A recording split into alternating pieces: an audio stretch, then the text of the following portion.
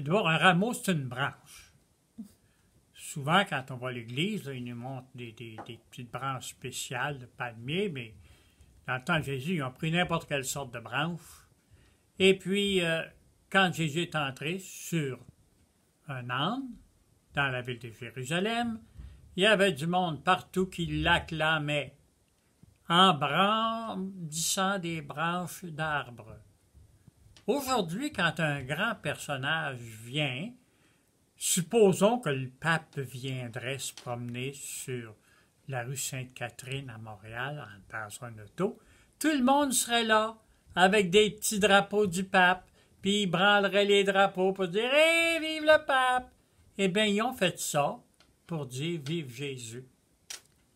Mais ce qui est important de remarquer, c'est que ces mêmes personnes qui ont crié hein, « Vive Jésus, roi David », ils ont donné toutes sortes de beaux titres, et puis le vendredi d'après, ils ont dit « Crucifiez-le ». Voyez-vous, cette royauté qu'il voulait, que les gens voulaient lui donner, là, c'était pas bien sérieux. Hein? Ils voulaient que ce soit leur avantage qu'ils cherchaient. Peut-être que c'est quelqu'un de puissant qui peut nous donner des avantages.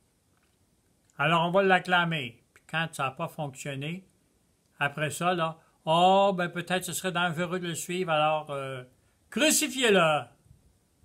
Avant, on voulait faire un roi, puis là, moi, il a mis une couronne d'épines. Je dis que c'est une curieuse couronne pour un roi, ça. Mais c'est ça. Alors, le dimanche des Rameaux, on se rappelle ça, là.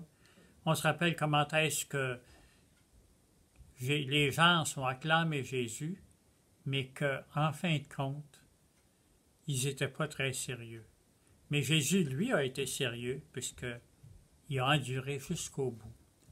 Alors, qu'est-ce que ça nous fait penser, ça? Ça nous fait penser que si on est des serviteurs de Jésus qui veulent faire le bien, qui veulent être des vrais missionnaires de Jésus, eh bien, il faut qu'on apprenne à être généreux, puis à endurer, puis à continuer jusqu'au bout, à être fidèle.